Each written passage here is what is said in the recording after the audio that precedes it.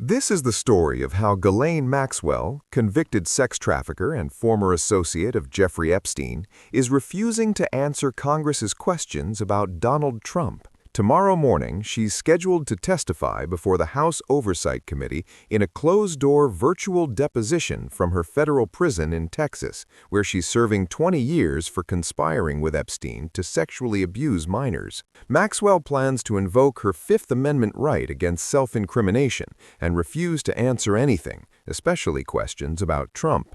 Democratic Representative Ro Khanna from California sent a letter to House Oversight Committee Chairman James Comer on February 8, just one day before the deposition, laying out exactly what he wants to ask Maxwell, and the questions are explosive. Khanna wrote that Maxwell's social relationship with Trump and Epstein is well documented, with several photographs showing them together, and he wants to know if she or Epstein ever arranged, facilitated, or provided access to underage girls to President Trump. He also wants to know if Maxwell or anyone acting on her behalf discussed a pardon or reduced sentence with Trump in exchange for her silence, which becomes relevant because Trump publicly stated he would look at a possible pardon for Maxwell before later backtracking and saying he hasn't thought about it. Khanna's 7 questions cover everything from identifying the 4 co-conspirators and 25 men who allegedly sexually abused minors at Epstein's properties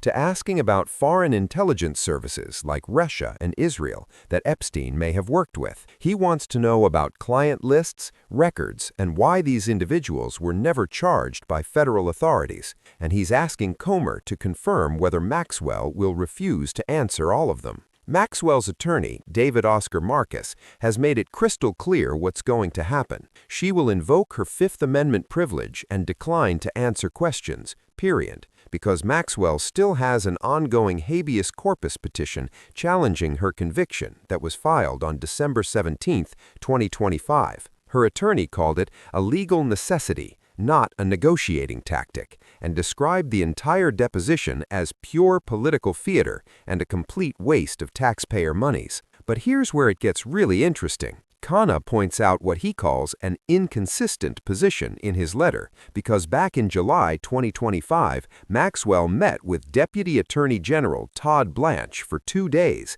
and answered questions about maybe 100 different people. Her attorney said she answered every single question and didn't hold anything back, and she did not invoke the Fifth Amendment during those DOJ meetings, which raises the question of why she's willing to talk to the DOJ but not Congress. And who is Todd Blanche, by the way? Trump's former personal lawyer, who's now Deputy Attorney General. Shortly after those meetings with Blanche, Maxwell was transferred from a low-security facility in Florida to a minimum-security prison camp in Texas, and some critics, including Democratic Representative Robert Garcia, have suggested Maxwell received special treatment from the DOJ for months. Maxwell's demands for congressional testimony back in July 2025 were extreme. Her attorneys asked for formal congressional immunity, questions provided in advance, the deposition not to be held at her correctional facility, and a delay until her Supreme Court and habeas petitions were resolved, with the alternative being clemency or a pardon in exchange for public testimony. Chairman Comer refused to grant immunity, saying he doesn't think there are many Republicans who want to give immunity to someone that may have been sex trafficking children. The Supreme Court declined to hear Maxwell's appeal on October 6, 2025, which is why this deposition is finally happening now on February 9, 2026. The House Oversight Committee is investigating the federal government's handling of the entire Epstein case, including the controversial 2007 non-prosecution agreement and the circumstances surrounding Epstein's death on August 10, 1919, in a Manhattan jail cell. The committee has also subpoenaed Bill and Hillary Clinton, both of whom failed to appear for scheduled depositions, and on January 21, the committee voted to recommend holding them in contempt. The Epstein Files Transparency Act, signed into law by President Trump on November 19, 2025, mandated the release of all Epstein-related documents by December 19.